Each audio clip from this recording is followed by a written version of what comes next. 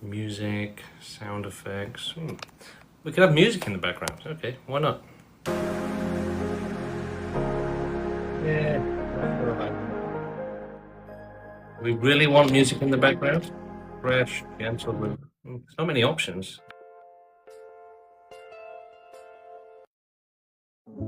Bit of jazz, maybe? It's more intellectual. Gentle music. You can have music with it. How cool is that? What else? So we've also got sound effects like suffering helps you grow. Good one, mate. Let's see. Suffering is good for you. No, oh wait, no, it's not a boo. There's no boo. There's no like boo. That could work.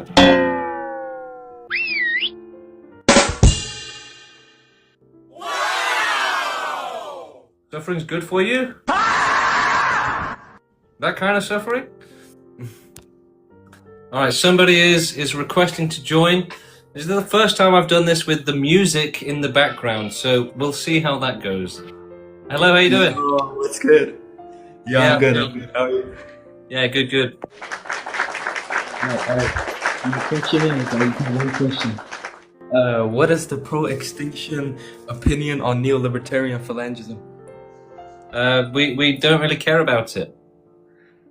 Okay, so in your interest, would it be leaning towards your interest or against your interest? We don't care about it, we don't know about it, we're not bothered. I see how it is. But I just wanted to come up here and say I'm in full support of this movement. I enjoy what you do, I understand the message, and I might even consider activism. Great, yeah, join our Discord. Absolutely, thank you. Yeah, that's all I wanted to say, man. Yeah, danke, guten Tag, if you're German or not. Support for the movement, great. We like a bit of that. Positive, restores our faith in humanity. That people say, yeah, suffering is bad. Let's end it. Let's make sure it never happens again. Does anybody else want to join and come and have a chat? Let's see. Ooh.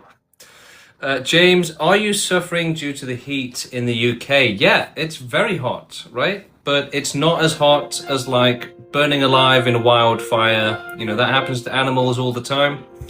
So just think how hot it is for them, right? You know, we should care about them and their suffering. It's definitely worse than just a bit of sweat in the heat wave. Do you have a religion? No, I'm an atheist, and our movement is full of atheists as well. We don't allow religious people to take on the responsible tasks of like ending suffering for all, because they're not responsible people, right? They think all the suffering in the world is because of God, not because of, you know, nature and just, you know, chaos. You know, instead of trying to help others, they'll say, well, God said I shouldn't. All right, somebody else. Total Extinction fan joining the stage now. Let's see, will they be a true fan of Extinction? Hello. Tell you what, let's turn this music off actually. Yeah, how's it going? How are you, beautiful? Do you remember me? No, I don't really remember most people that I trash. You don't remember me? Why do you not remember me, man? Like, I said so many fun things to you. I thought you're gonna remember me. Your cute face, your cute little eyes. You just... Really, man. Yeah. This beautiful music, just so romantical right now. Yeah. Let's have a glass of wine over Extinction. How about that? Okay, I've kept the music on but turned it down a bit. I thought it was maybe a bit overwhelming, right? I mean, if you want it on, fine. Why not a little bit of gentle music? Well, let's see. Can anybody really debate against extinction? What would be the most sort of reasonable argument against extinction? Well, earlier in the last stream, I was alluding to the fact that maybe it is difficult to argue against the fact that most people don't agree with it, and they maybe they would support something else. Hello, how you doing?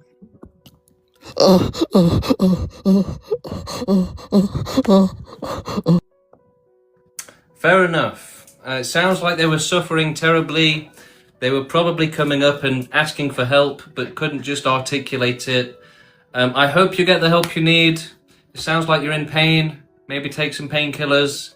Consider dialing, an ambulance if it gets serious, right? If you need medical attention, seek it immediately. In the meantime, we'll keep on working towards extinction so that nobody needs medical attention ever again. That would be the ideal. Prevention is better than treatment. Infinitely better. Now, usually at this point in the stream, I would have at least 30, 40 people. We'd have a debate or two. But right here, it says on my screen, restriction from the last stream where TikTok was like, restriction, restriction, restriction for nothing, right? Just because it felt like it. So, unfortunately, we're kind of screwed for the next 3 days. And then who knows, they might just do another 3 days. It's how are you meant to work with this system? You can't. And to be honest, that's kind of been the case for content creators ever since YouTube became like ultra draconian, like 10 years ago. Now content creators just get shafted, basically. It's a bit like Uber drivers, right? Uber just keeps taking more and more money off them, charging them more and more for each journey, to where like every Uber driver is now completely pissed off and giving up. And they're doing the same to streamers and video makers as well. James, do you have a backup account in case this one goes down? No, I don't. I mean, I have a YouTube, right? So if I got banned on TikTok, I'd start just doing stuff on YouTube. And I would probably start looking into Twitch. I'd probably start looking into other websites where I can make videos and stream. But yeah, it would be a shame. TikTok has a lot of people on it, and it has a relative amount of freedom, right? You can call for extinction without getting banned. But they just have funny rules on their live streams, basically. I mean, yeah, I've made some pretty crazy videos, right? I've made videos saying like I would jump in front of your dad's, genetic materials to prevent you from being born.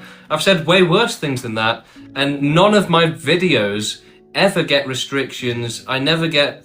So on TikTok you have 100 points, right? And it goes down by like 3 for every restriction, and then you can read the handbook to restore a point or 2. But none of my videos ever affect my account. I never get any points off of it. It's just live streaming. Maybe it's pro-lifers reporting. But again, like, I get way more views on my videos and nothing ever comes of that. I really do think it's just, I don't know. Maybe it's just unpredictable. Maybe it is people reporting it. Maybe TikTok doesn't like debates. Maybe that's it. Maybe the confrontation of debates, maybe TikTok sees that as, hate speech or something. You should publish a manifesto. We have a manifesto already. It's on our website, proextinction.com. You can go and read it. There's a page on the website called Manifesto. You can go and check it out.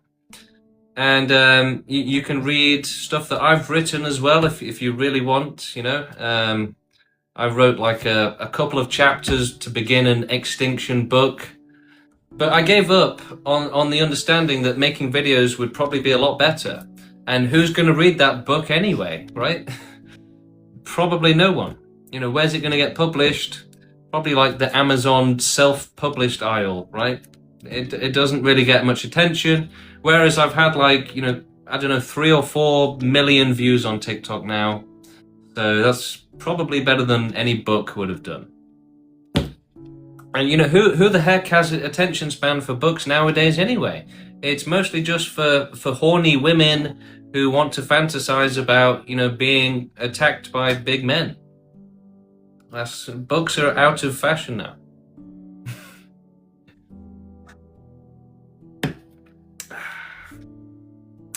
Oh, don't worry about 84. 84 is a troll. Like an absolute troll. Like they'll just troll everyone. So don't take them too seriously. But that's it, everyone. That's it. You know, TikTok has restricted the account and the stream so badly that basically pretty much no new people are going to see this stream right now. Yeah, I'm shadow banned, basically. Yeah, except it's not really shadow banned because they've told me we're restricting you. I don't think I'm actually shadow banned, to be honest. I don't think I am shadow banned. I think I'm just restricted, and like they've told me. Shadow banning probably is a thing, but I don't think that's the case here. And yeah, it's probably a myth anyway. Yeah, they've just restricted me for some unknowable reason, basically. It would just be so much nicer if they would tell people what they'd done, right? What exactly do I need to work on here? Is it that I'm too loud? I'm too quiet?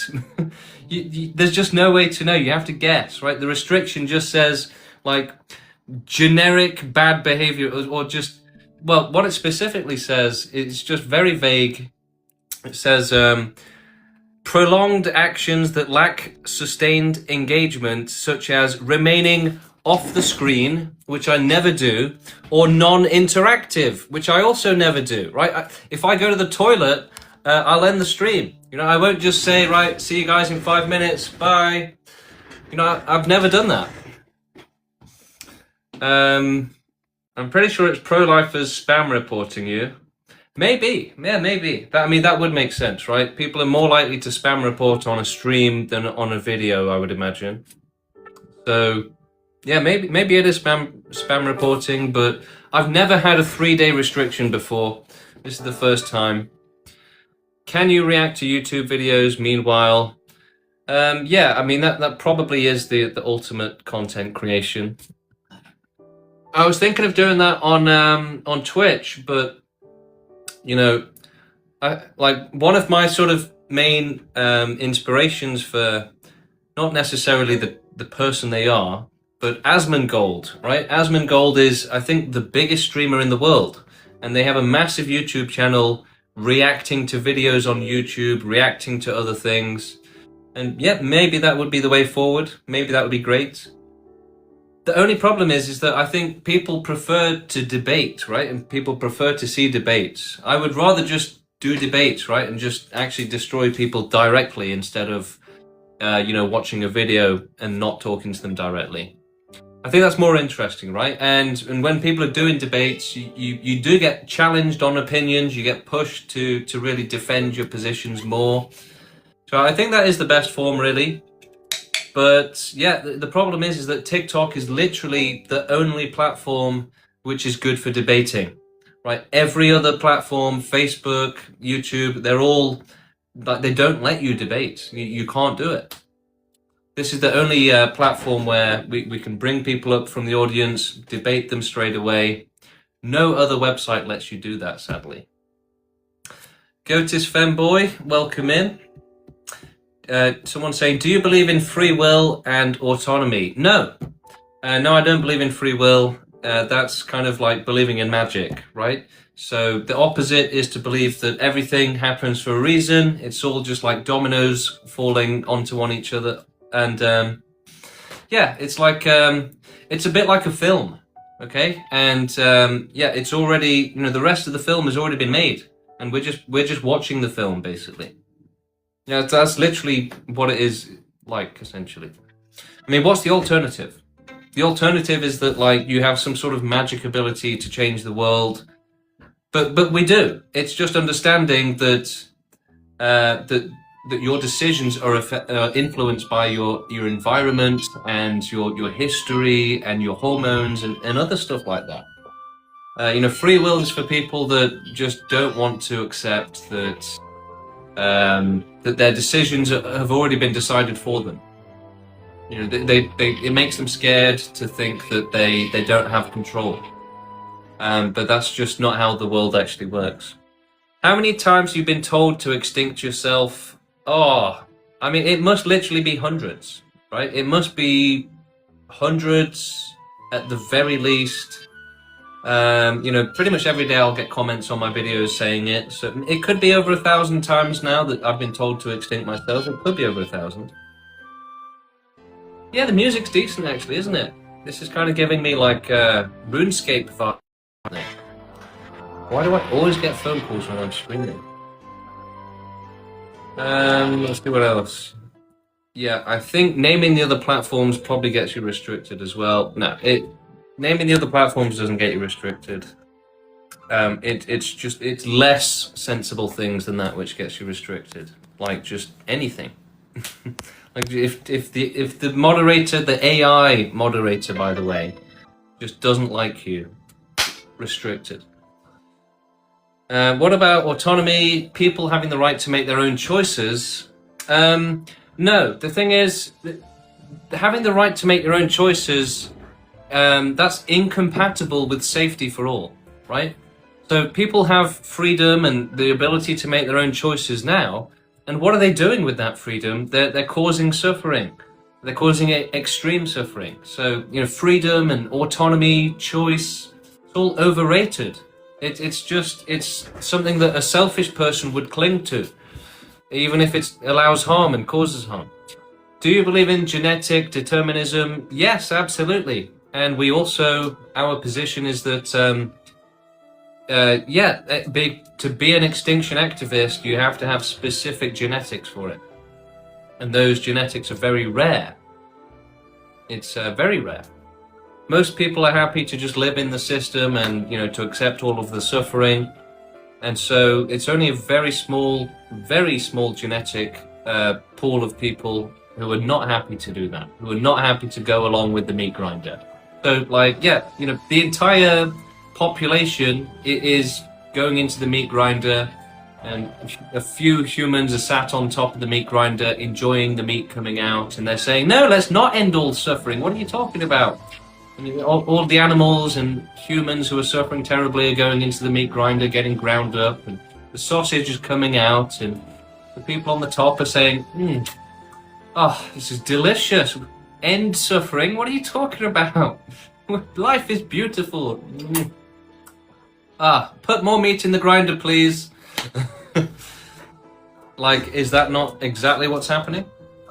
And so, the meat grinder is nature, the meat grinder is evolution, and the meat grinder evolved to have the meat going into it be okay with it, and to not want to turn off the meat grinder, because they only care about getting to sit on top of the meat grinder. They don't care. Yeah, so it's like they're going into this torture chamber. A very tiny minority will get to escape and have fun.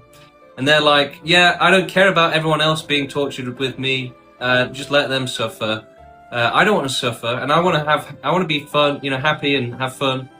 Let's not close down the torture chambers. Let's not turn off the meat grinder. So yeah, most people won't try to turn off the meat grinder, and because the meat grinder is nature.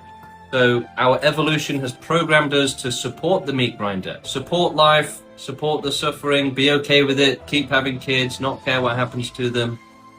So that's the meat grinder, and it's evolved to be self-sustaining, right? Even the meat going into it won't try and turn the grinder off. So yeah, it's a very small genetic group of people who are actually saying, I'm going to try and turn the meat grinder off, so that the eternity of suffering finally ends. Not many people are doing that, sadly, because literally evolution programmed people and humans to not care about suffering. The ones that don't care about suffering, they reproduce. The ones that do, they don't reproduce. So the lack of care, the apathy, that gets strengthened in the gene pool. How would that be a genetic trait? Well, that's how genetics work, that's how mutations work.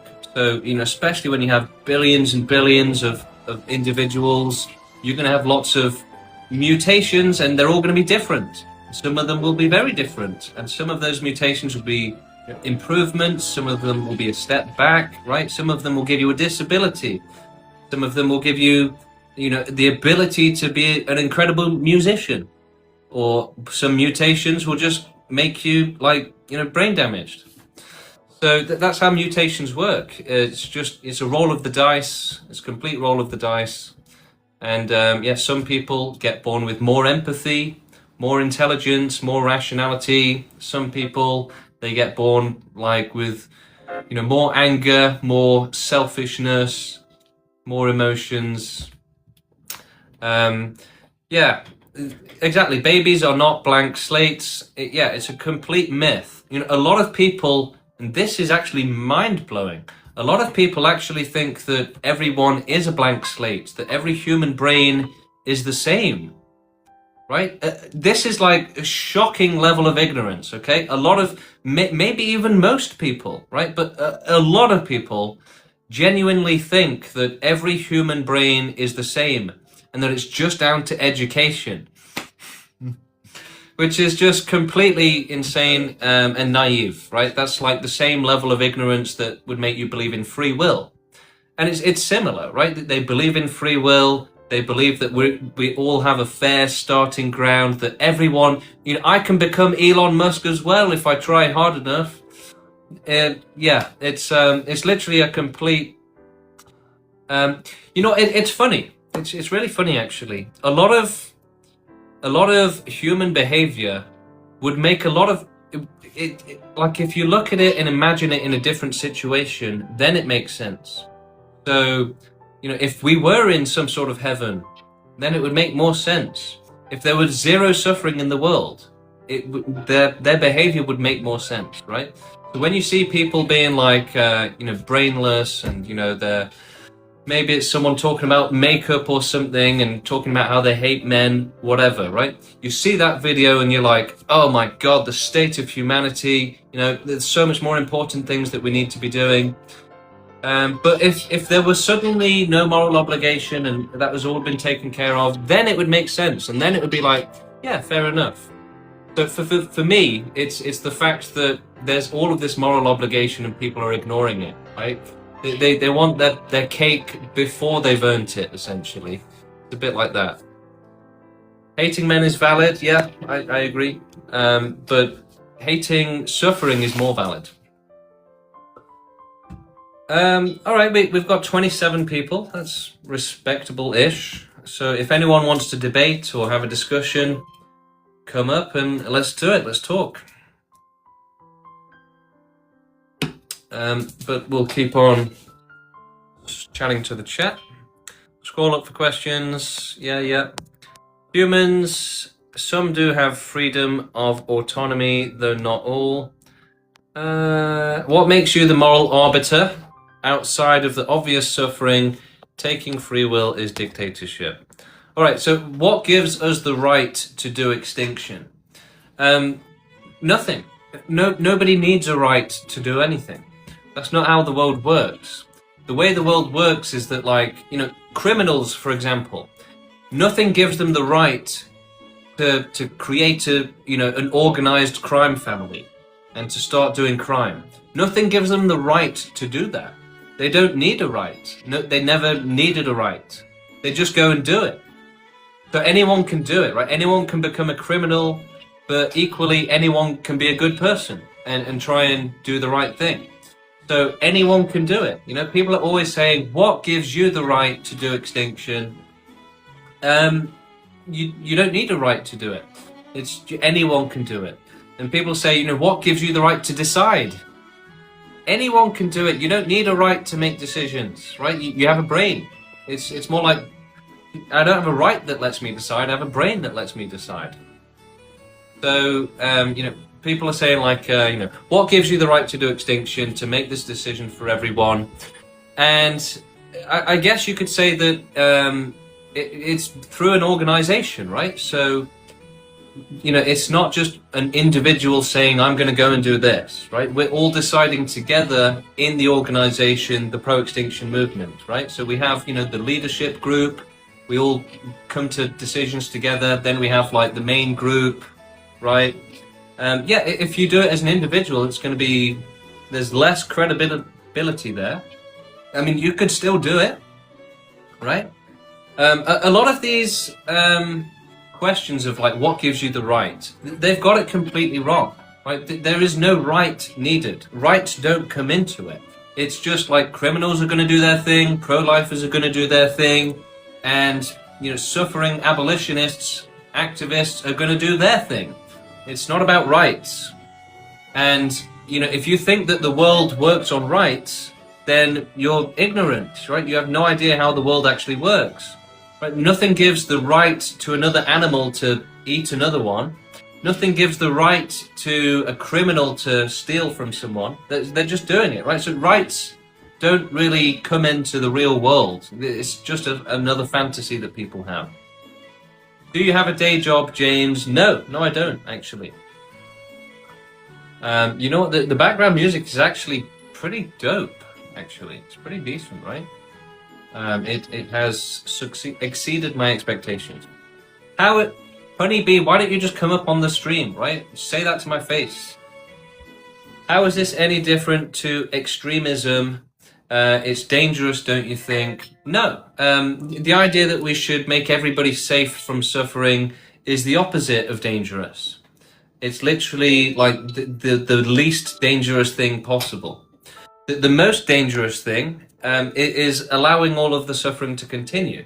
That's the most dangerous mentality. So yeah, you've got it. Your brain is upside down again, right? Again, people have an upside down understanding here, where they say that safety from suffering for everyone. That sounds dangerous. No. We should just do nothing about the suffering, ignore it, and just allow it to happen with no restrictions whatsoever. Right? So what's more dangerous? Saying, yeah, we should allow extreme suffering. We should just allow it and just ignore it, just let it happen. Let the torture go on. Is that more dangerous? Or is saying we should make it so that everybody is safe from suffering? Which do you guys think is more dangerous? Safety for all or extreme suffering for all? Right, your brain is upside down. It's a genuine question. Looked at your website. I thought you welcomed questions. I've just answered your question. Honeybee, how do you not understand? Do you not understand how putting a sick dog out of its misery is a compassionate option? Yeah. Honeybee, he is not responding in a rude way, don't worry. Only a white woman would compare this to the... No. It doesn't matter what race you are. We've had people of all races criticize the end of suffering.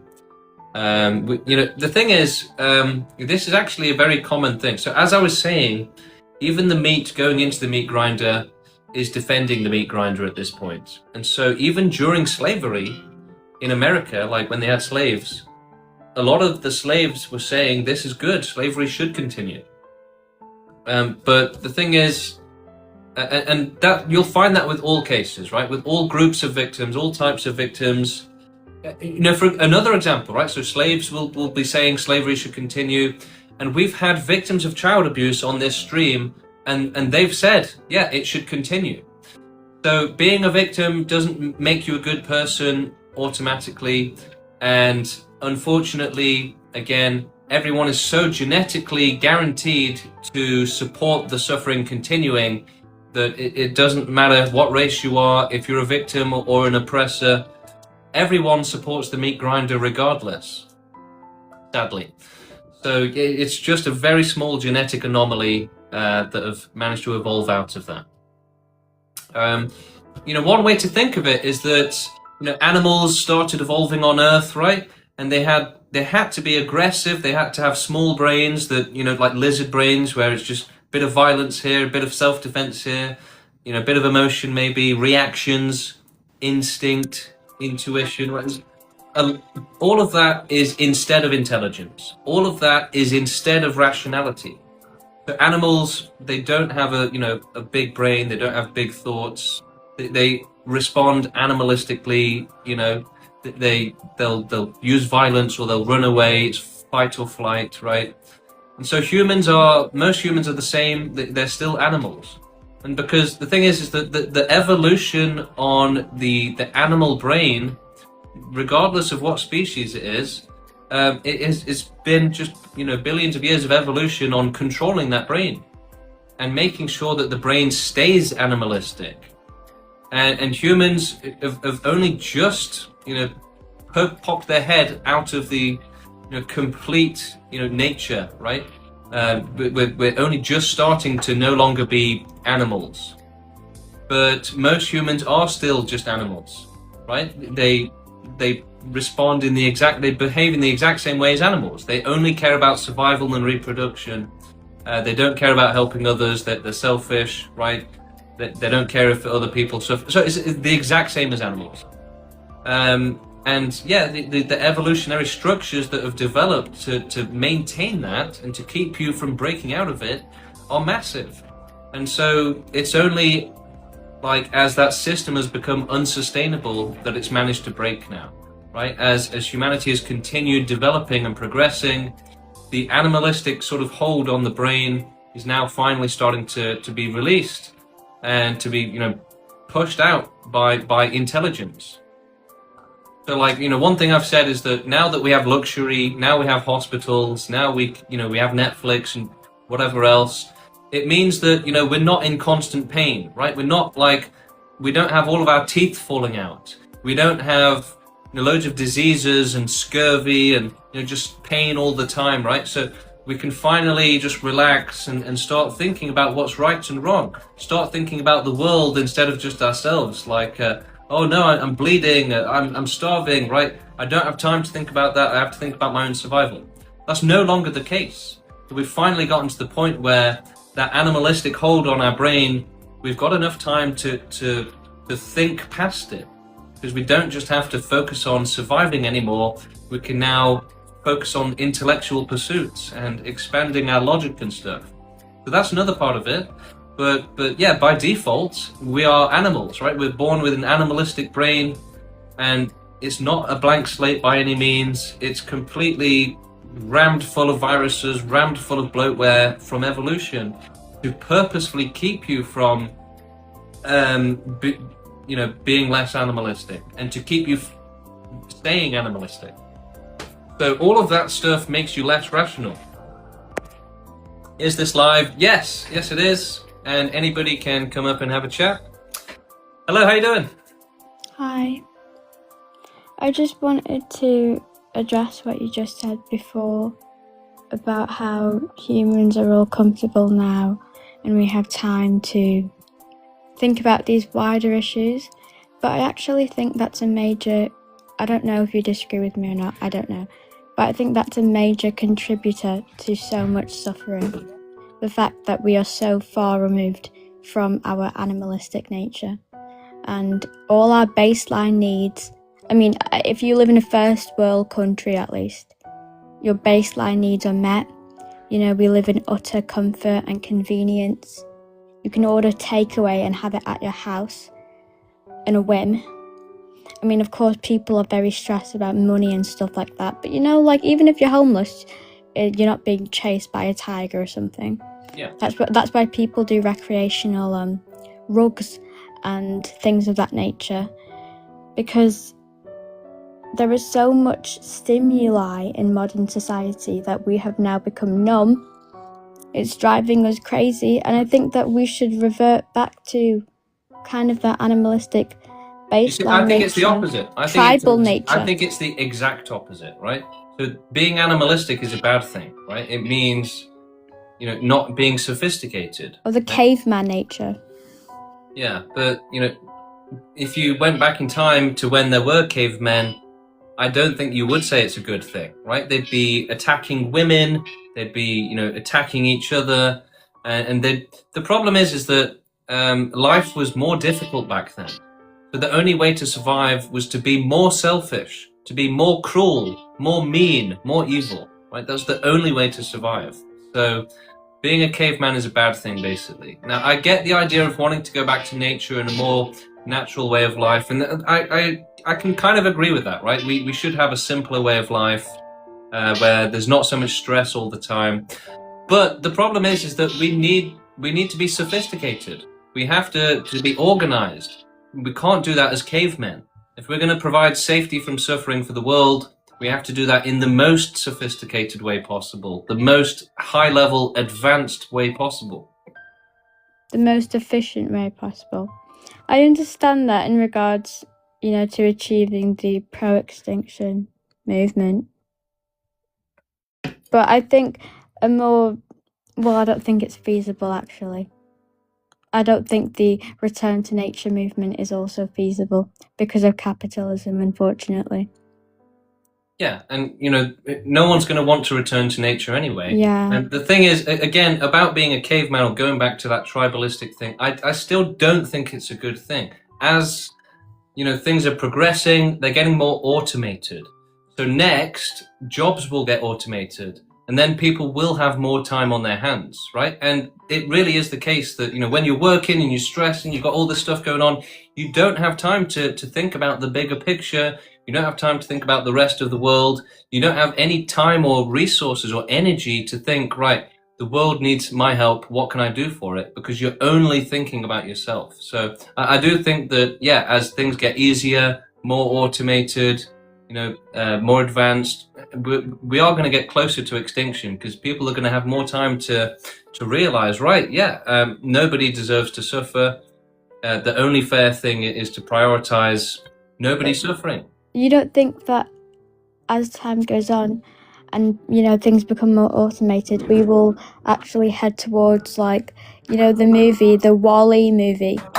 Yeah, with all the fat I do. people. Yeah, have you seen Idiocracy as well? Yes. That is exactly what is happening. So I think, unfortunately, we are heading towards a more dystopian future where the general population is less intelligent, more selfish, less empathetic. Just morons. Possibly, yeah. And the pro-extinction movement will be even less feasible because people will not want to euthanize themselves. They will want to sat on the sofa eating takeaway on a cloud, electronic cloud or something. Yeah, you're quite right. Quite possibly, yeah. But we're still gonna try and help, though, right? And I don't. You see, yeah, we can say that humans are gonna get more takeaways. They're gonna get more Netflix, but there's nothing really in the vision for the future where wild animals get any help, right? In fact, it's the opposite. As veganism increases, environmentalism increases as well. Some people say, oh, more vegans, more extinction, right? No, it's the opposite. The world is actually heading in the wrong direction when it comes to wild animal suffering. People are saying, yeah, we should do more environmentalism, right? Leave the animals alone, grow the forests and everything, less fishing. So that's a bad thing, right? The world is actually heading in a really bad direction for wild animals. And so, yeah, that need isn't going to go away anytime soon, I don't think, the need to help them. But, yeah, look, if somehow we solve all suffering for wild animals and then, or most of it, maybe it would be difficult to convince people. But the thing is, we're not looking for people who are only going to support extinction if there's a majority suffering.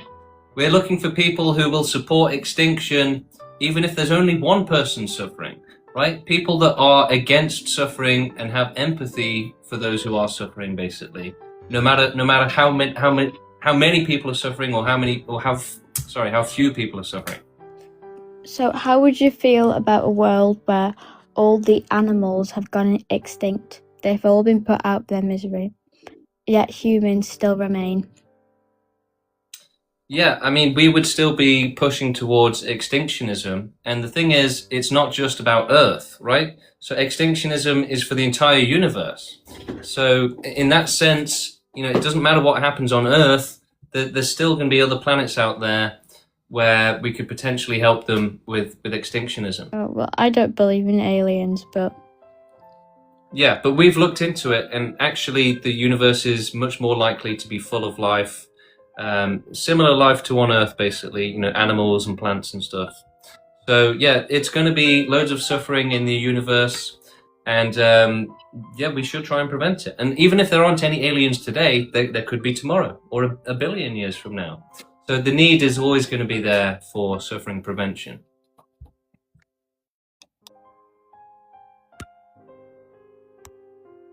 okay.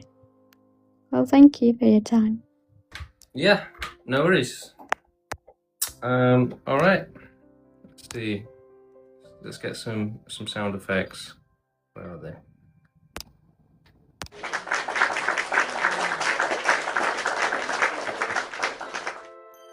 Okay, we have Vegeta from the oh god, what's the name of the planet in Dragon Ball Z? Hello, Vegeta. Yeah, hello, can you hear me? Yeah. Yeah, so I think I kind of understand what you're meaning, right? So you want to cause extinction due to suffering, right? Yeah. And first of all, I'd like to have an understanding, right? Why do you think suffering is a bad thing? If you think that at all.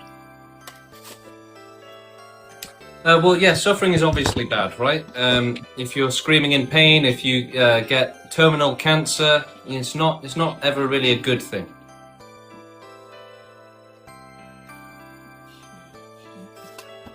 And then, do you know, with this whole premise that you're going for with extinction, do you see any way to remove suffering without having a total extinction? Yeah, I mean, As well. just think it through yourself, right? The only way to guarantee no more suffering would be with omnipotence. So only two things can guarantee safety from suffering: non-existence and omnipotence. There's nothing else in between.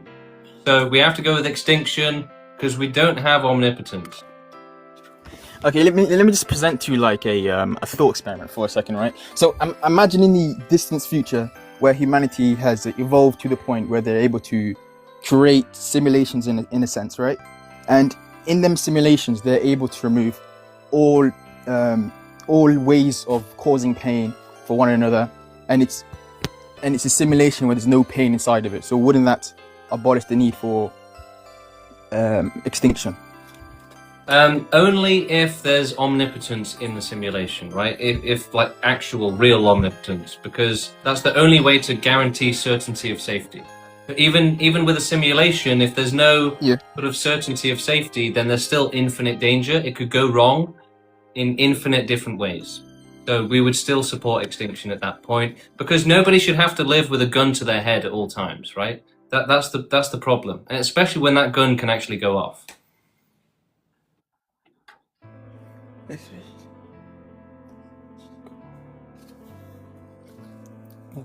So, And the thing do you know- is, do you know- if that do you know gun that goes off, hypothetical it's I not just just presented, about right? dying. It's about all of the. You could be trapped in a life of extreme hell, right? So there are things worse than death that are at your head at all times. Yeah, but do you know, with something as if like that, that's only a statement we could make from this side of reality, right? Because we only know what exists here. We don't know what could exist or what not. So that statement as a whole, so there's things that could be worse than death. Because it's know also the that there same are thing as, things you know, worse than survivorship death. bias, right? We've Well, only no. seen one side of the equation. Well, We there's haven't no seen the other evidence side of an it. afterlife, so we have to assume that there isn't one.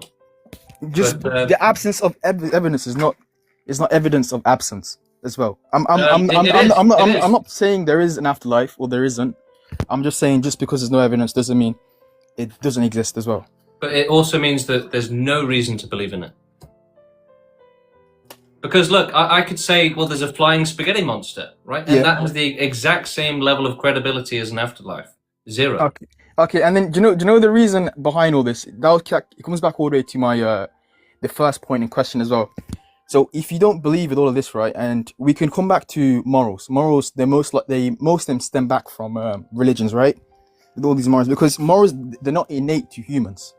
So to a natural human, suffering has no meaning at all, due to innately humans do not have any Really? morals. So you think for most humans, if they see a baby screaming in pain, it's meaningless to them? completely. And do you know, Well, do you know, you're do you know, wrong. do you know the You're reason wrong. wait, You can I really, explain myself? no, I just explain myself first, no, first you of all, don't. right? No, I'm sorry. I'm not going to let you come on and say something like that and get away with it, right? He's saying that, you know, most humans don't care about suffering at all. That's just obviously, like, what are you talking about? And I said, what? So most humans, if they see a baby screaming in pain for help, they would just not care? And he said, yeah. What? You're not living in the real world. What kind of conversation is that? Okay, next person coming on. And he was trying to say that, you know, humans have no morality. And then it sounded religious as well, which is, again, it's ironic, it's funny that religious people are talking about how there is no morality. Because they're the most immoral people. Hello, how you doing? Hi, man. I'm doing good. How about you? Yeah, all good, thanks. I got a question, right? Would you rather slowly extinct population, like by taking away the rights of food and water and shit, right? Or would you just blow up the entire earth in one bit? Oh, in one go, absolutely, right? There's way less suffering. I hear mean, you. I hear your point. the faster extinction comes, the better. Sorry? So when are we going to take this place? Like, when are we going to do this? As fast as possible.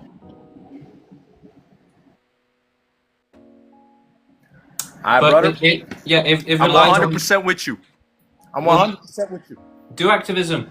Right, we have to do videos and educate people in order to grow the movement. So if you're 100% with me, take action. Type shit, man. Type shit. But I'm leaving now. Bye-bye. All right, bless up, G, bless up. You know, join our Discord, join the movement. The link is on my TikTok profile. You can also Google search "abolish suffering Discord," and it'll be the first link on Google. You can join hundreds of us there, continue the conversation with us. Okie dokie. We have once again a need for new people to join the queue.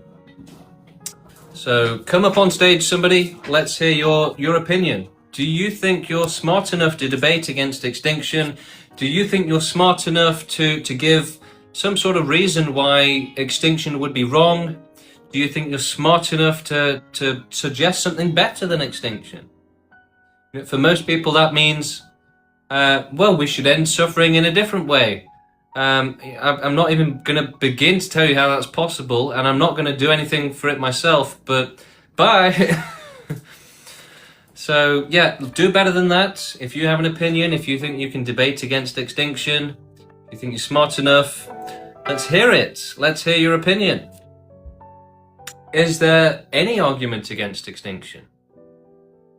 The thing is, okay, John is saying, don't we need omnipotence to ensure no life exists in the universe? Well, no, actually. Funnily enough, and this is the interesting thing, we could do permanent extinction of the entire universe, right? We could make the entire universe go extinct without omnipotence, right? It's actually possible.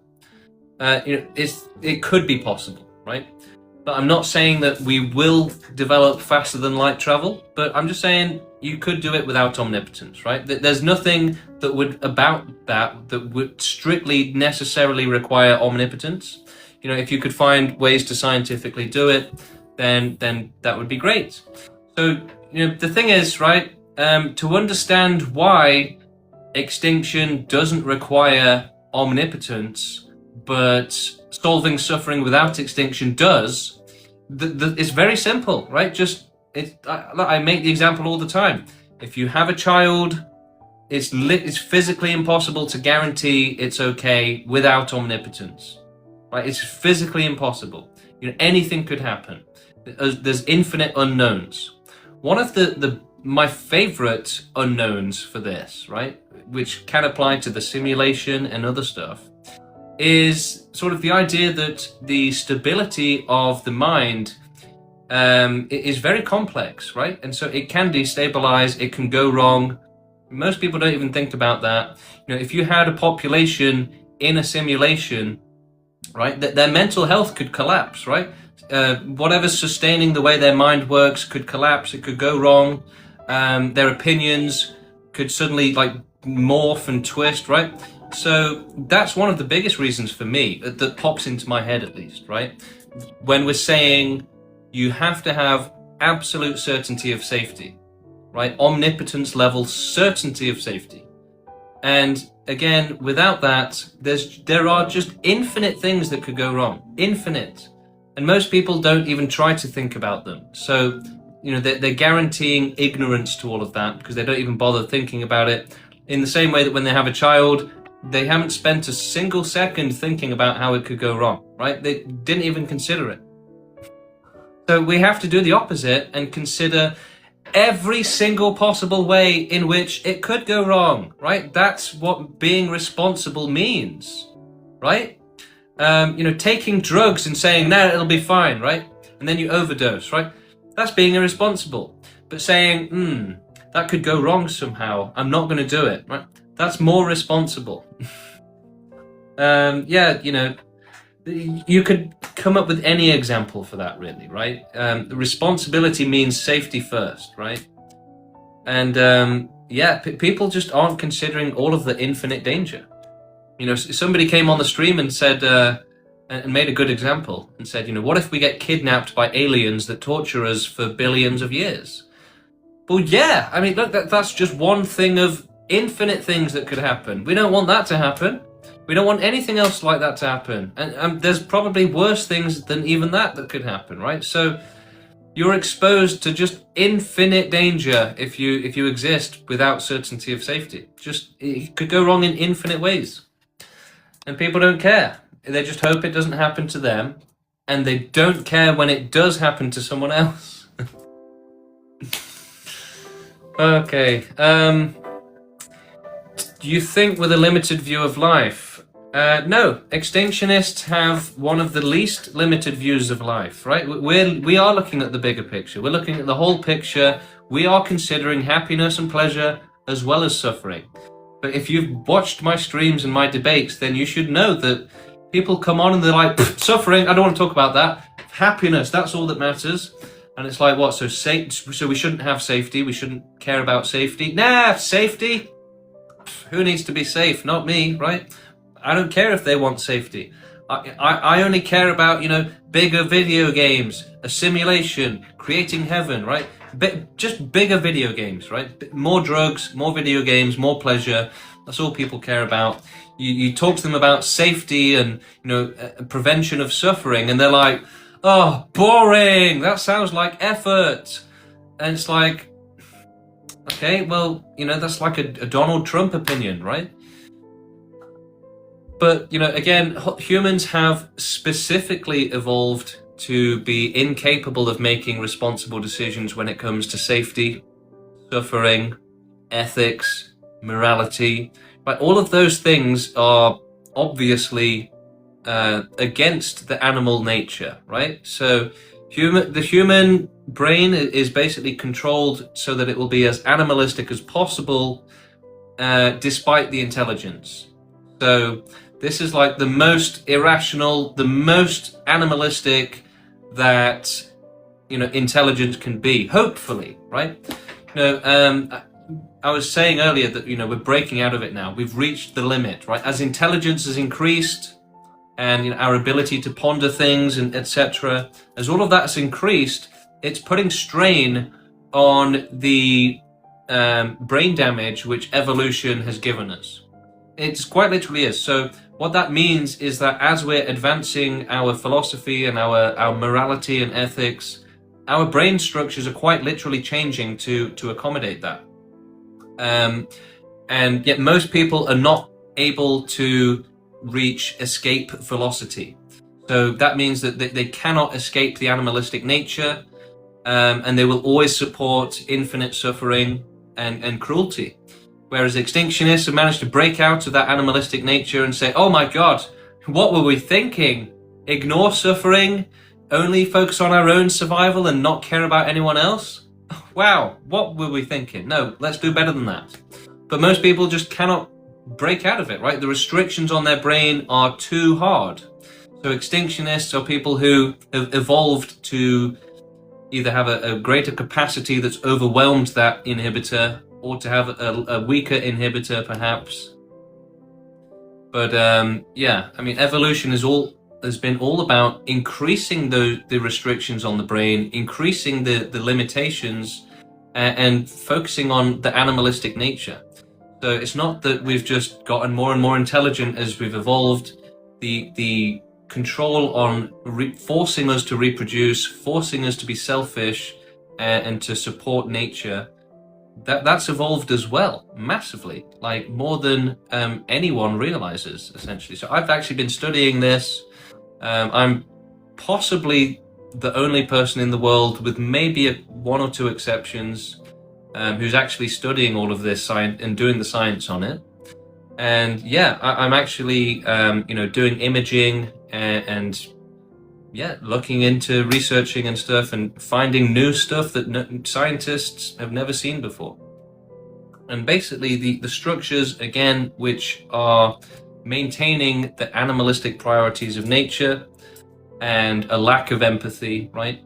But basically keeping humans like this, right? If the animal brain and mind is like a structure like this, empathy and logic and ethics, they all kind of put a strain on it, right?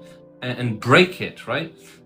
So most people, the structure maintains, it holds, right? You tell them we should do better with ethics, and it's like, no, I don't think so. We should end all suffering. No, I don't think so.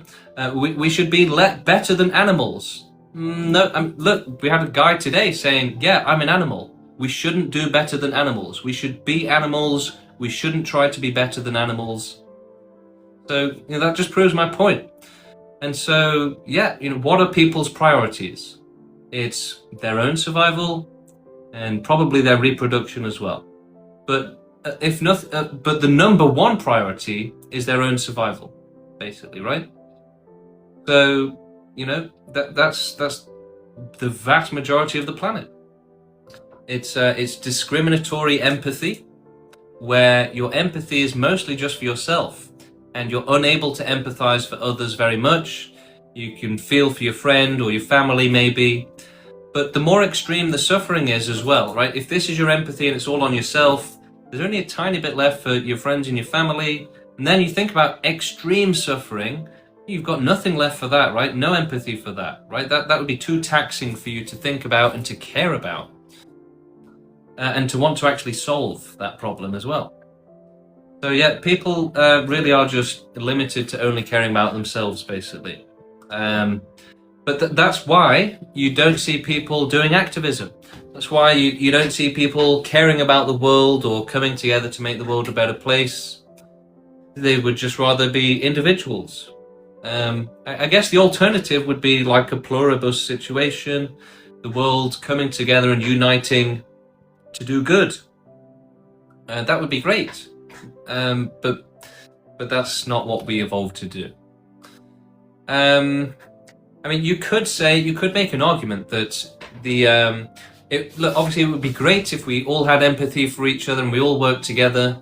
But the reason why that's not happened, evolutionarily speaking, is again because all of the focus of evolution, the entire focus through billions of years, was on making us more animalistic, more selfish, more greedy, right? And to care less about others, right? The more monstrous we became, the more animalistic we became, the better a chance of survival we had. Because before all of this technology and stuff, the pressure to survive was massive, right? You've got no medicine, you've got no food, no shelter, you have to kill people, steal from them, kill animals, right? You can't share anything ever. You're constantly just like working to stay alive, basically. And you've probably got infections and chronic pain. You've probably got like a bone sticking out your arm and stuff. You don't have time to start thinking about helping others. So that's it. That's the way the world worked. It's just been focused on becoming more selfish. But again, as competition and evolution continued, we got more developed, more advanced. So we've still got that massive focus on selfishness, but intelligence itself and rationality has allowed us to observe and look inwards and say, no, I think we can do better than that. But again, for most people, the evolution, what it's done to their brain, it's basically put them into a labyrinth, right? Into a maze. And they're in the middle, and they don't even know that there's a way out, essentially. They think they're in the rat race, right? They're in the rat race, basically, and they don't even know that there's a way out. They don't know that there's something better. They don't know that we should make sure nobody is being tortured in the rat race.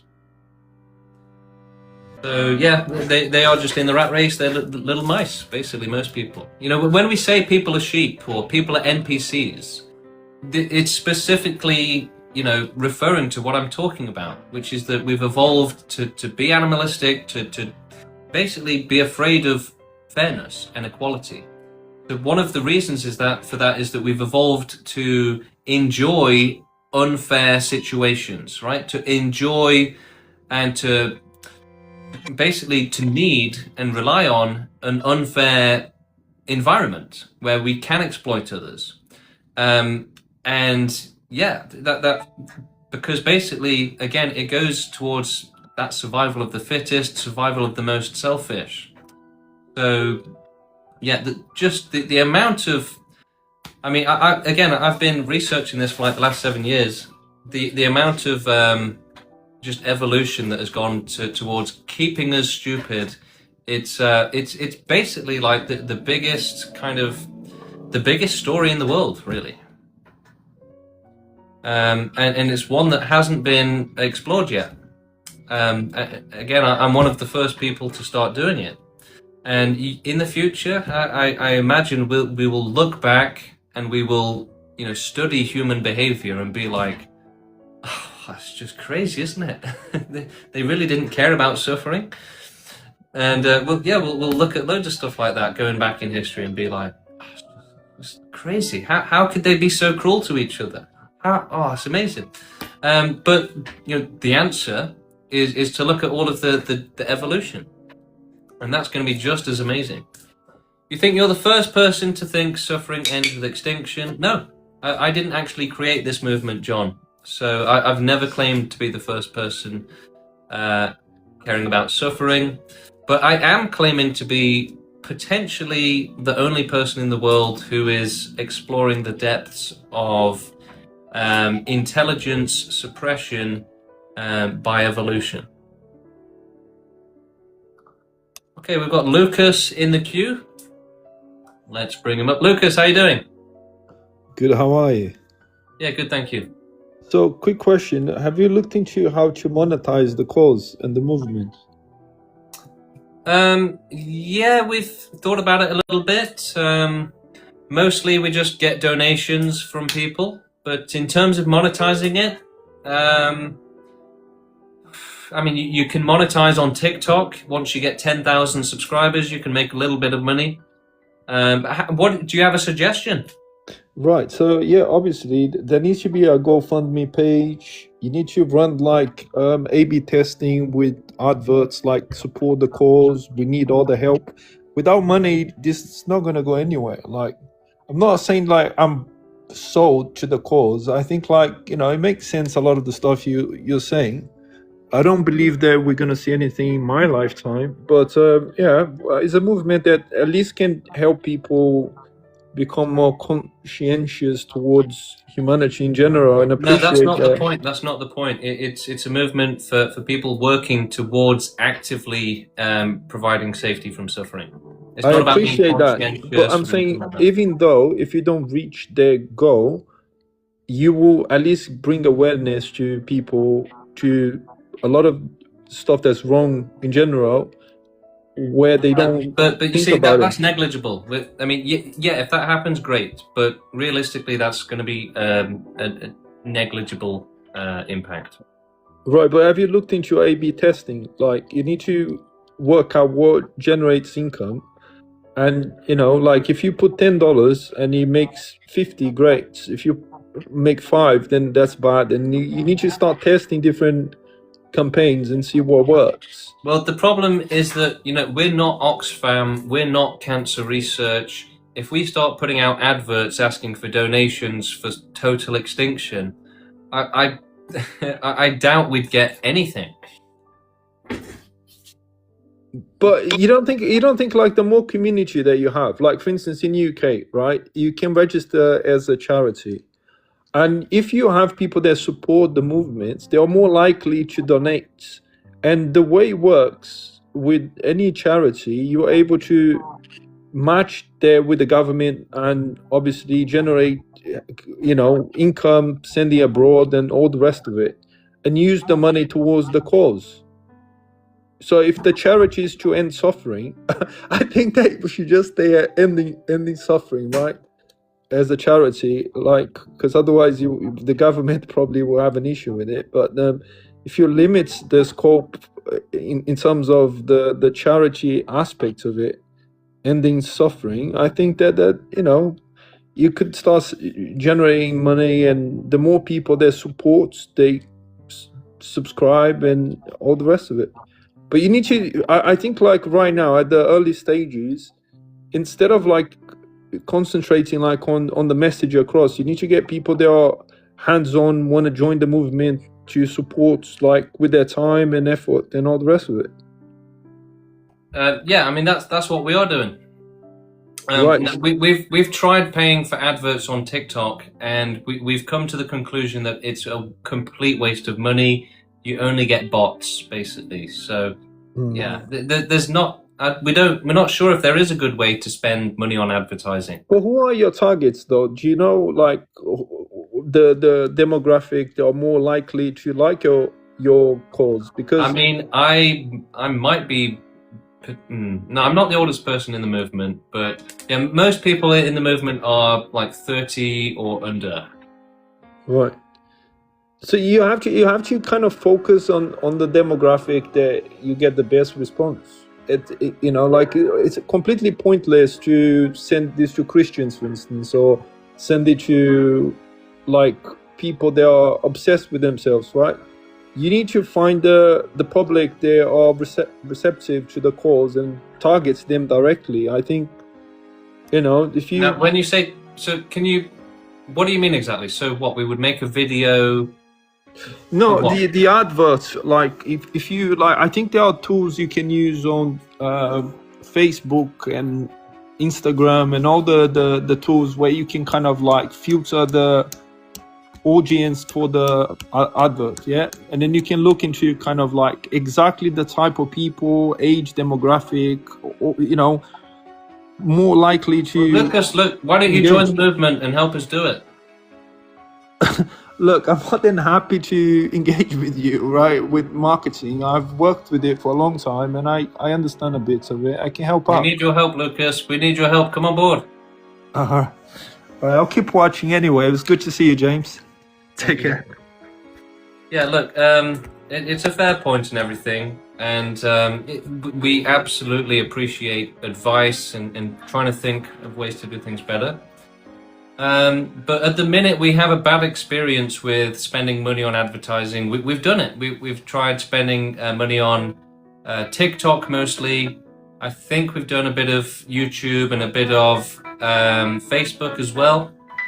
But it just seems like advertising is not the best way to do it right now. I mean, look, what sort of advert are we going to pay to get out there, right? What, like a little banner saying "End all suffering today"?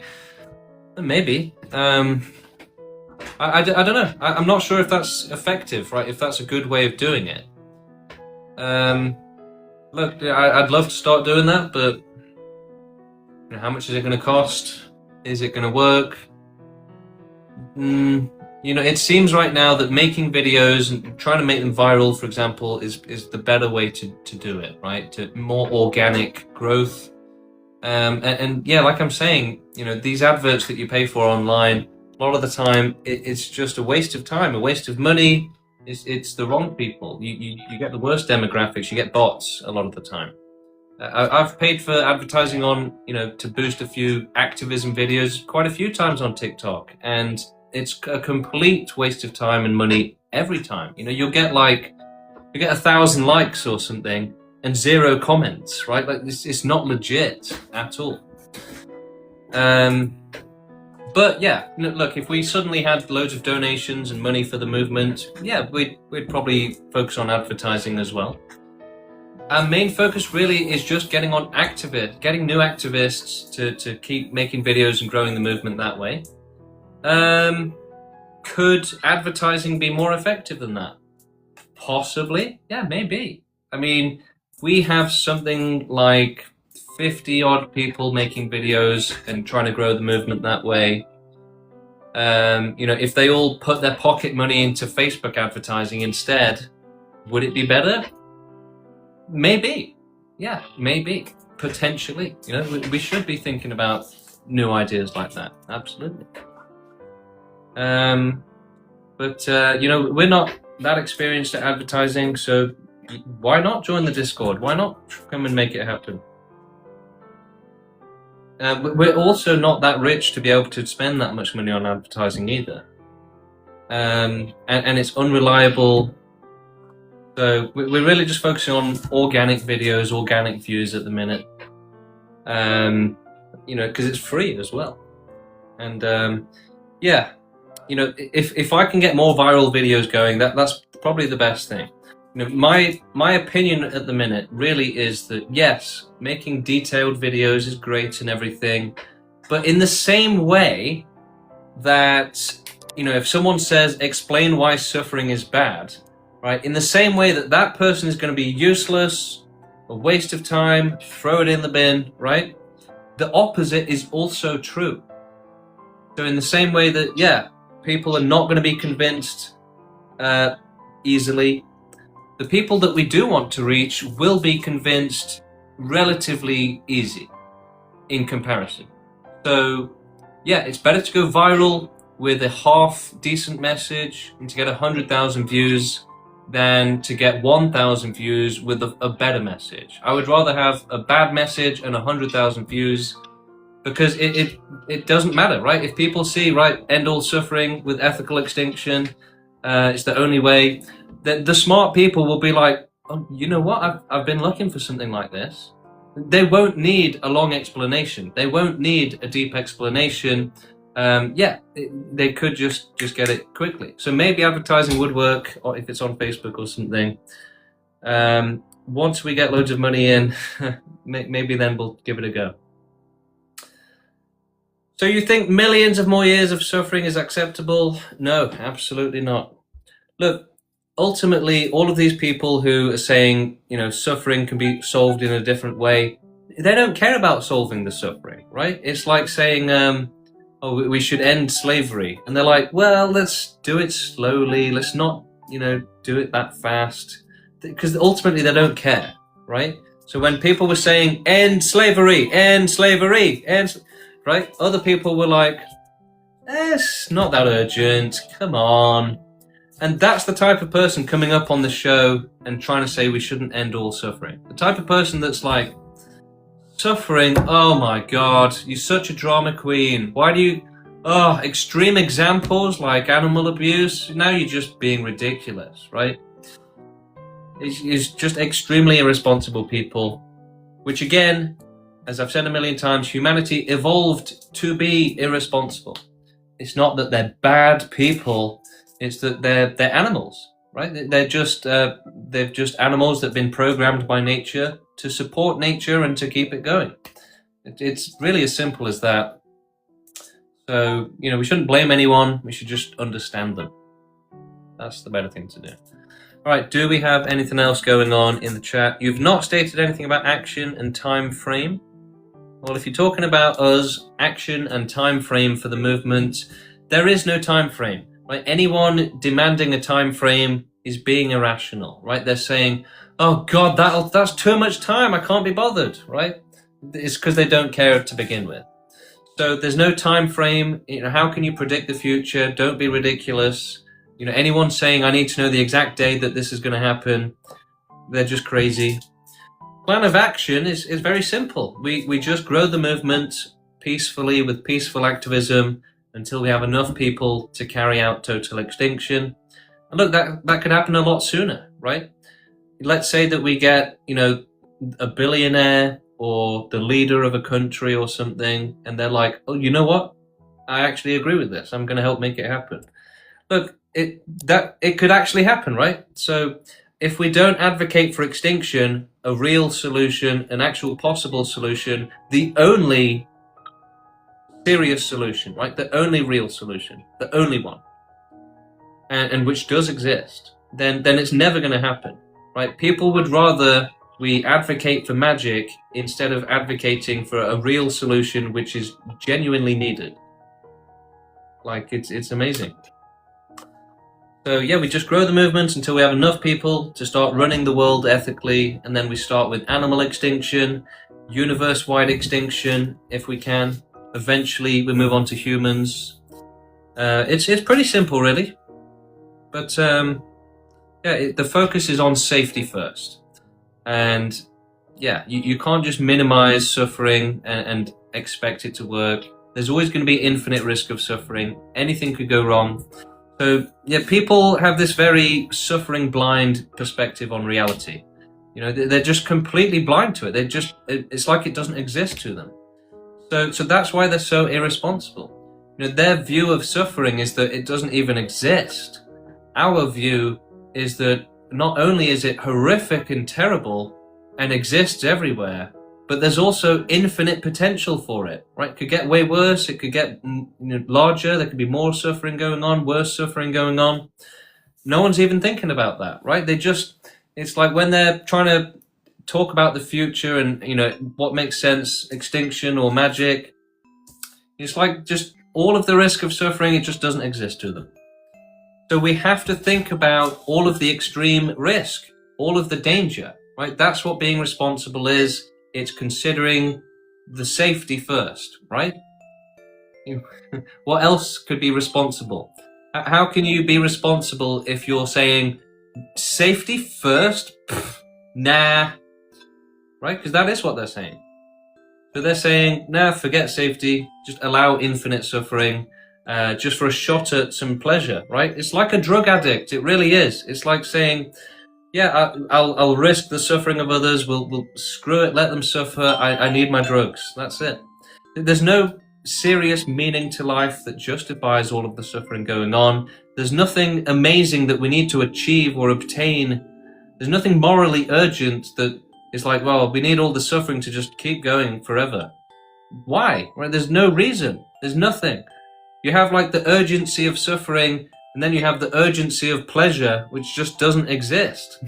There's no urgency for there to be more pleasure, but there is absolutely urgency for there to be more safety from suffering and safety from bad lives, safety from a life of extreme hell. What's more urgent? More safety from suffering or more pleasure? It should be obvious, and that safety takes infinite priority over pleasure. So when we're saying, yeah, we should do extinction, the people against it, they won't even consider it, even if it's absolutely necessary. So even if it's like super obvious that it's the right thing to do, even in a hypothetical like that, they still wouldn't do it. Right? So they're just completely irresponsible. And, they come up here and pretend like they've thought out their position and like it should be taken seriously, it should be respected, but at the same time, they're saying, suffering, yeah, allow them to suffer. Why should we care? Drugs make more sense, at least. Some people suffer so much to get on them versus, yeah, look, I can understand why people take drugs, but I'm saying that those who are against ending suffering so that we can focus on pleasure, that is like a drug addict, right? That will come and steal your kid and sell them to a trafficker so that they can get some more drugs, right? It's putting your pleasure in front of the safety from extreme suffering of others. It should just be obvious, right? That pleasure doesn't matter. It's unnecessary. Throw it in the bin, right? You sure it's great, but it's a privilege. So it's not a necessary thing. You get it if you're lucky. right? Safety from extreme suffering, that's not a privilege. That's something everyone should have, because we can make it happen. It's just obvious, right? Life, the value of life existing, the value of pleasure existing, it's zero, right? It's absolutely zero. Okay, maybe it's like 0.1, but it's basically zero, okay? And, you know, when you have people being tortured, the value of that pleasure decreases even further, because it's like, well, you know, we now we need to give that up to help others. So it's even less valid for that pleasure to exist. You know, let's say you've got loads of money in your account, but someone needs help. It's like, well, suddenly that money is worthless to me. My mother needs the help. She needs the medicine. So now that money is worthless, right? It doesn't mean anything to me. Helping my mother, that means everything. It's the same thing, right? Pleasure existing, life existing, it's worthless. It can be given up. You don't need it. It's a privilege. It's not morally urgent, right? Look, all of the non-existing people right now, we're not crying for them. We're not saying, oh my God, they need to exist. But we should be doing that for those who are suffering and saying, oh my God, they shouldn't be suffering. People just have like an incredibly upside down understanding of the world. And that relates back to irrationality. So irrationality, you know, one of the ways it manifests is that people will have upside down perspectives. Like when people say, but surely magic is more realistic than euthanasia. Well, it's like, no, it's the opposite. Why wouldn't this just be a social construct? Well, Chris, why don't you join the queue? Let's have that conversation. Look, there's nobody in the queue right now, but it would be nice to have another conversation. You're the most logical person I've ever witnessed. Yeah, thank you. Now, yeah, maybe I am the most logical person in the world. Yeah. Hey, James, what are your opinions on mass violence? It's all bad. The thing is that it doesn't really end suffering. It just gets replaced with more suffering. But unless you're specifically going for extinction, then life is just going to keep coming back.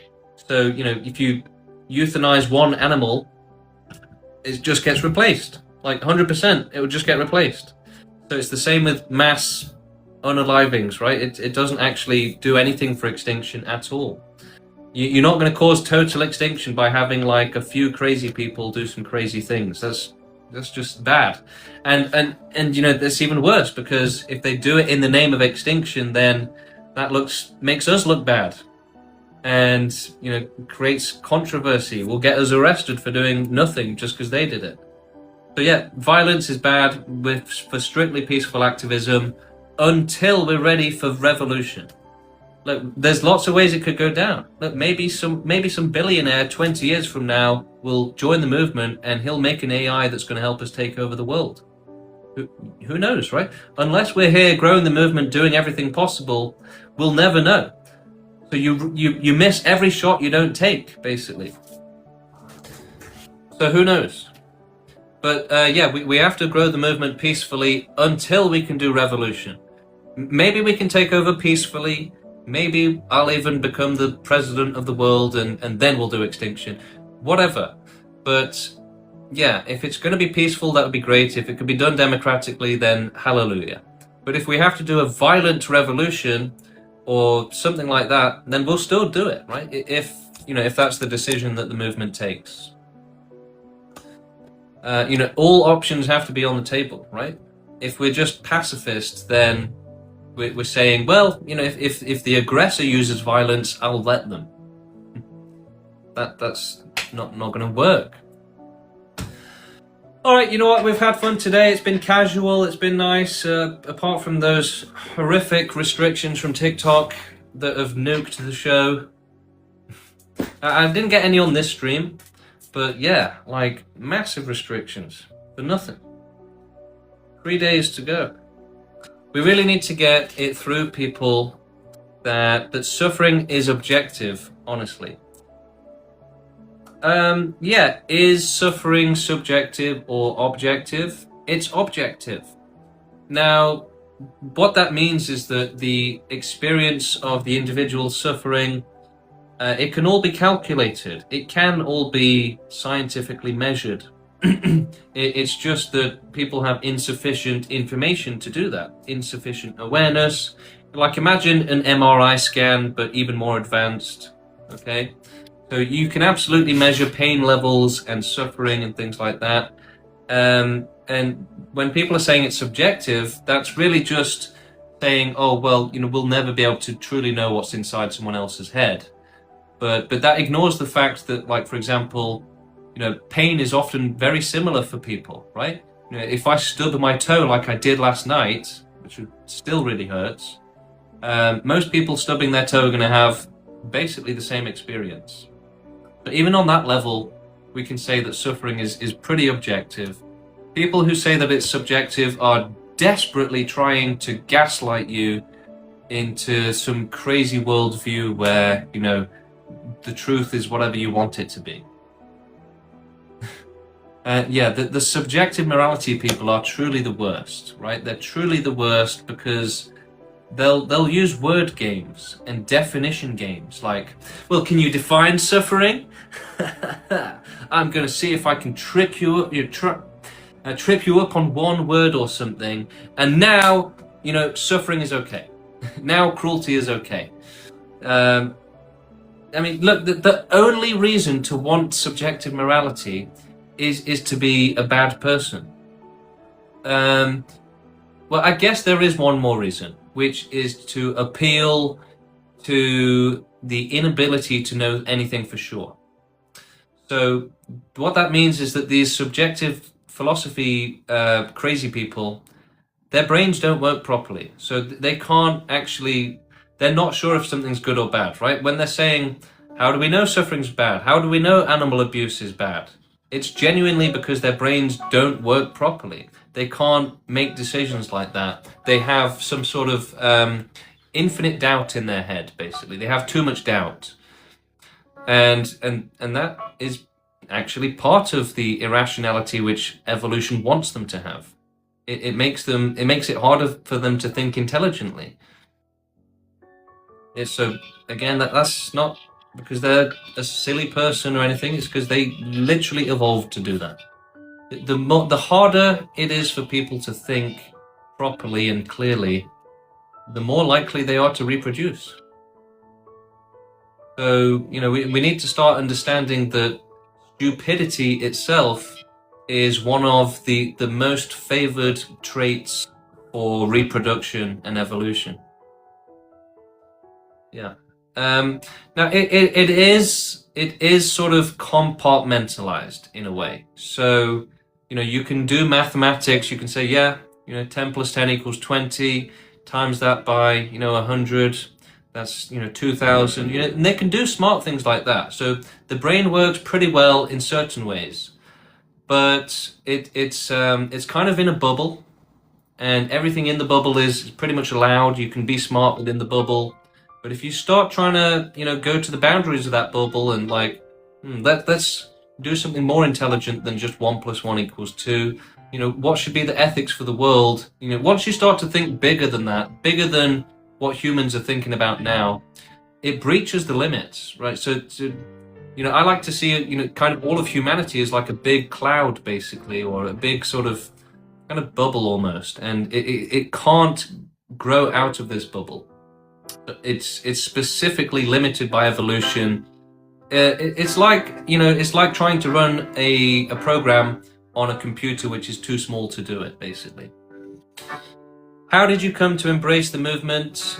Well, I was on Reddit. I was on a subreddit called Are We in Hell? And someone approached me, Luke approached me and said, join the movement. Jesus, is this guy still harping on? Say that to my face. Come and tell me to my face why I'm so illogical, because there's no logic detected in your comment. All right, we have, Cora. We have Cora coming up. Cora the Explorer, how you doing? Yes, hi James, how are you? I'm good, thank you. I've got something on my screen. One moment. I have to try to get it away. So now I can see you. I just wanted to ask you, don't you think it's possible that the elites are already trying to kind of slowly kill people? You know, with all No, probably not. you don't. Would you trust someone like Bill Gates? Would you trust him? If No. you see him, if you look at him, No, no. I wouldn't trust him. No. Yes, I don't too. But why is that? Why don't we trust him? We shouldn't trust any pro-lifer. Any pro-lifer in the world will But is lie, he they'll pro-lifer? speak, they'll chill. Sorry? Is he a pro-lifer? Because he's into eugenics, I think. Anyone who's not doing activism for extinction is by default pro-life. Yeah. And since I know this is controversial, but I'm a bit of a conspiracy girly. Since the vaccine, the lifespan of people has been reduced. Actually, there are videos on YouTube I can send you from a doctor, and really the lifespan of people has been reduced since the COVID vaccines. Don't you think it's possible the elites are trying to get No, I mean, rid of the elderly, rid of people that cost money and don't bring money? And, you know, that's really evil. Wouldn't that be really evil? no, I don't think there's a mass organized attempt to do that. And if there were, it would be much more effective than what we are seeing. Do you think? Yeah, maybe they do it slyly and slowly, you know? It's not worth it. It's not worth the effort. The chemtrails, the poison that's raining down on us. You know, I have allergies I never had, for example. I have reactions I've never had. In America, the food is terribly loaded with... I think it's more a problem with regulation, right? Capitalism demands less regulation, which means more allergies, more bad ingredients for you and stuff like that. So, okay, maybe there is something to there, but there's nothing serious there. There's no big conspiracy theory. I don't think it's real. You know, most countries, most governments want their population to be healthier, stronger, and even old people, having old people with money is a good thing for your population, actually. Yeah, then they take your money away when you're old. Yeah. You can pay the care home and then it's gone. I mean, it's kind of... The elites are quite mean. I mean, someone like Elon Musk who could stop world hunger. He really could, actually. Maybe not forever, but he could. Yeah. And he doesn't do it. But, you know, humans evolved to be very selfish, basically, unfortunately. Yeah. You see, look, for Elon Musk to give away all of his money, that would be a selfless act. He would just have a fraction. He would have to give away a fraction of his money to stop world hunger. Imagine that. No, the animals are not in this thing, but he could stop world hunger with a fraction of his money. That's the sad part. And he once said he would do it, but then he never actually did. I think I heard, but don't know if it's true. Yeah. And another thing I still have the problem with the forceful causing of total extinction. Yeah, but it has to be done as fast as possible, otherwise you're allowing suffering, right? Yes, and now we come to a critical point. If you are an empath, a very empathic human being, you cannot only be that in a logical sense. I mean, you cannot start this big, terrible war to take over the world.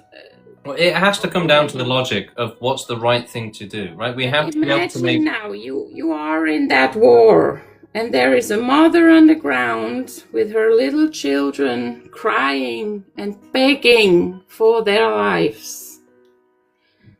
Would you just shoot them? Would you do that?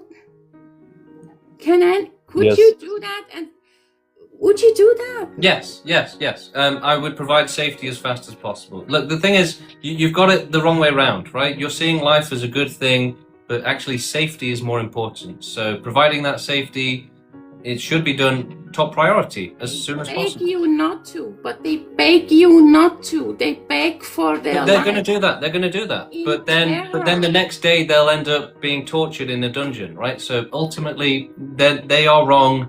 They are better off safe. But look, every living being every mother would defend their children. Every bear mama would defend their children. That doesn't I mean don't they're see right. how that's empathic. I don't see how that's empathic to do something so. The most empathetic thing possible is to work towards making all suffering impossible as fast as possible. Yeah, but they're dead. They're just dead. They're just gone. And If you why don't do do total not do it? extinction, they will suffer terribly, right? So even those children that you're talking about, they will benefit from non-existence, right? It will actually be good for them. Yeah, but just because they're in a war, then in a war zone. Well, no, they could get like brain cancer tomorrow, right? And then wish they'd never been born. Yeah, the video you said where you said you would take out your little Bobby. Little Bobby, And you, little yeah, Bobby, it's time to be safe now. Goodbye.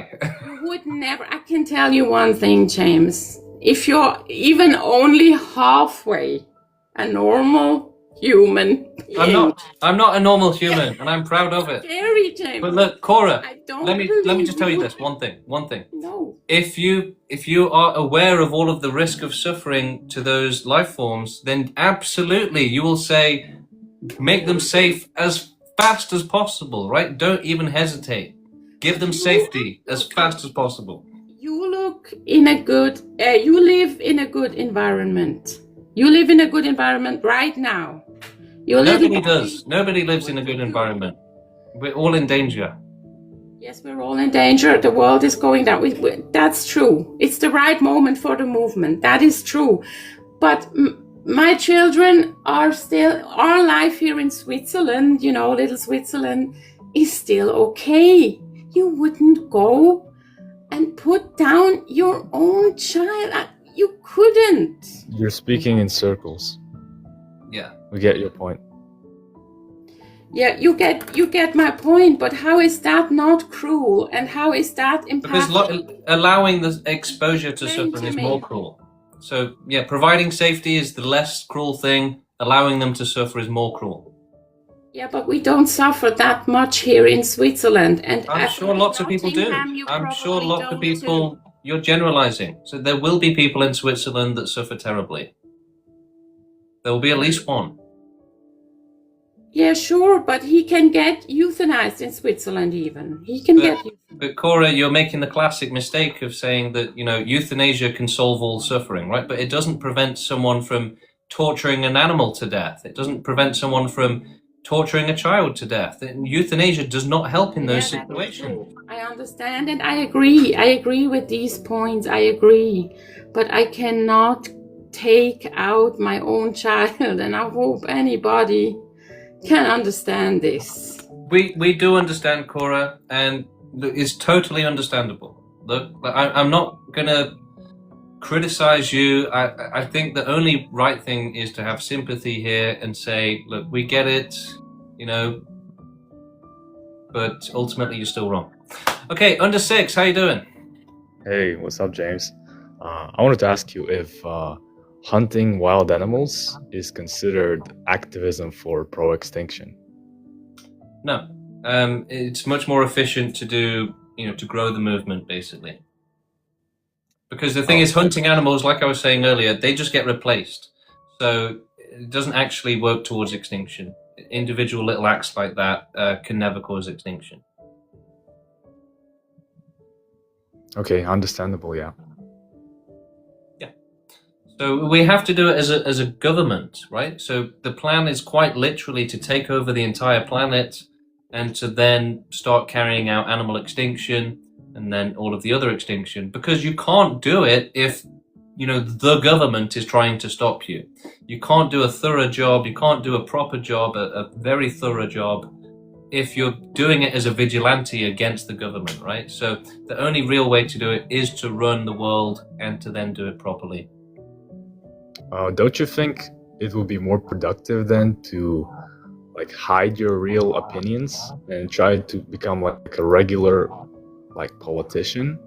No, because And if I then do when you're in that, power, you take over. yeah, the thing is, like, you know, what am I going to do? Become the Prime Minister of the UK? But look, the thing is, you know, my presence on the internet is known now, right? So I think it would come out a little bit. Someone would find out during my campaign, during the election. But look, even if I did become the PM in secret, right? I'm now the Prime Minister and no one figured it out. Look, how long am I going to get to campaign for extinction before I'm like ousted as a crazy person or something? Look, I would get a massive platform. You'd reach millions of people if you did that. But, you know, the chance of me becoming, you know, I'd have to put all my time into it, right? And then it could still go wrong. And, you know, it's better if I just do activism, right? If I just go on the internet, and that works immediately. Yeah, fine. That'll be it then. Thank you again. Yeah, fair enough. You sound like a pretty rational person. I'd suggest you join the movement. The Discord link is on my profile. W guest, I would say. Okay, yeah, I should probably get going, guys. And, you know, join with me in my hatred of TikTok for, you know, restricting me for the next 3 days. That is some absolute... It's nonsense. It's not fair. Anyway, yeah, join the conversation with me and the rest of the movement on the Discord. The link is on my profile. Just click on the link, you'll see the link to the Discord. And we have literally hundreds of people in the Discord, including all of our activists who speak different languages. We have German activists, Polish activists. We have, you know, people in speaking Russian, Serbian. We have all sorts of languages in our Discord, and, you know, come and join the conversation there. You know, come and join the community. Get your butts on Discord, like Shroom. Shroom, why isn't Shroom on Discord? This is a source of great frustration for me. All right, guys. I'll see you around. Maybe tomorrow. Definitely Saturday. I'll be very free on Saturday. Or will I? I think so. Anyway, we'll see you all around. Message me on TikTok or wherever else if you want to talk to me.